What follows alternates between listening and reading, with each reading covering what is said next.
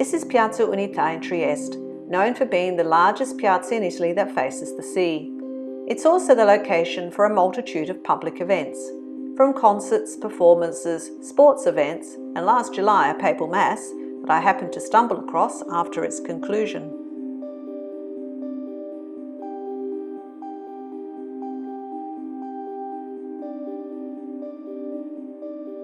On the 18th of September in 1938, the piazza was chosen by Mussolini for a public rally, and where he announced the enactment of anti-Jewish racial laws. Mussolini made this pronouncement from the balcony of the town hall, which is the large building in the background behind the fountain.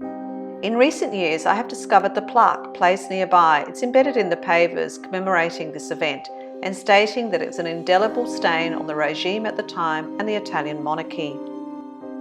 In 1938, Trieste had a Jewish population of about 5,000, with the new discriminatory racial laws many left. At the time of the Italian capitulation on the 8th of September 1943, the Jewish population was much smaller. Nonetheless, the arrival of the German occupation saw Jews being rounded up and sent to extermination camps. Of about 700 that were deported, only about 20 returned. There were deportation camps in northern Italy, but Trieste had the only camp on Italian soil with a crematorium. This was the Risiera di San Saba. I'd known about the Risiera's existence for some years, but for some reason I thought it was in the mountains that surround Trieste and not easy to access. It was only during a conversation with my father where I mentioned that I wanted to go and see it. He informed me I'd been going past it on the bus for years to my grandmother's apartment, and she lived a 15-minute walk away from it. The Risiera had begun life as a rice husking factory, built in 1913. Riso is the Italian word for rice. It was built at the time when San Saba was on the outskirts of Trieste. It's now more of just another suburb, and the Trieste Stadium is a 10-minute walk away. The concrete entrance to the Risiera was created in the 1960s when the government declared the site a national monument to be open to the public. The architect who did the work had these high concrete walls built at the entrance to give a feeling of foreboding as you enter the site, and it certainly works.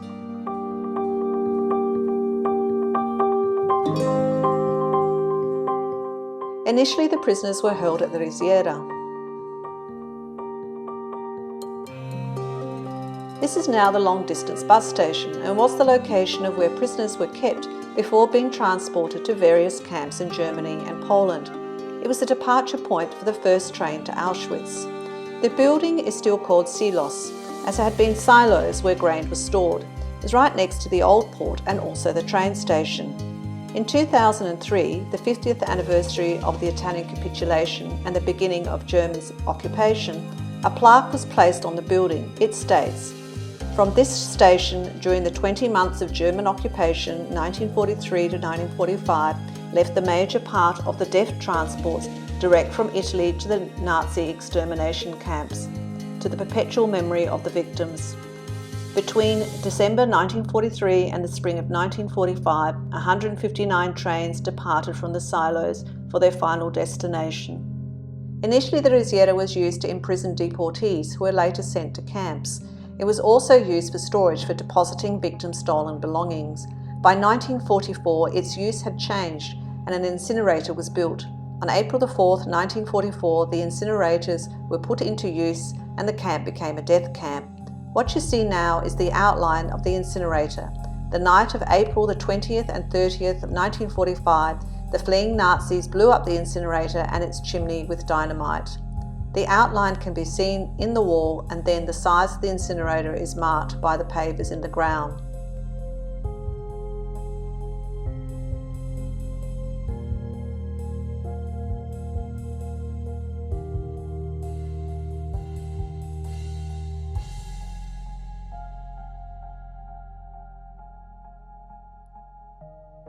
A line then moves to a sculpture of a flame to signify where the chimney was.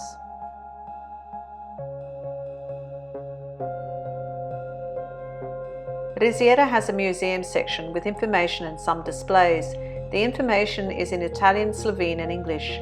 I've been to the Risiera quite a few times, and generally there has only been one other person there looking around. So on my last visit, I was pleased to see there were quite a lot of people looking around. I just try not to film them. There are donated concentration camp uniforms from survivors. The uniforms had different discs to show what type of prisoners they were. The red triangle signifies that this person was a communist. This is a list of female prisoners from Trieste who were at the camp in Ravensbrück. It was kept by prisoner Albina Poropat, and she survived and brought the list back to Trieste after the war. This large area was called the Room of Crosses, and it was used as a storeroom to store items that were stolen from the victims.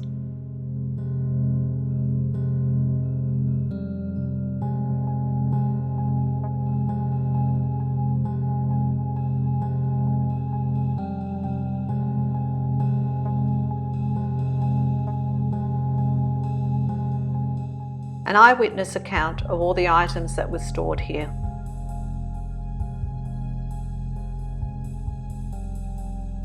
A few items were found after the war and donated to the museum, and it can be found in the niches in the wall.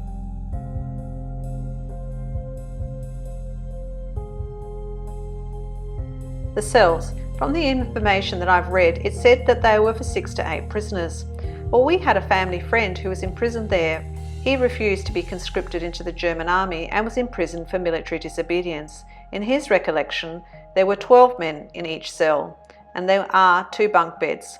The men had to sleep in shifts, and then the rest of the time they had to stand in the cell as there was no room to sit.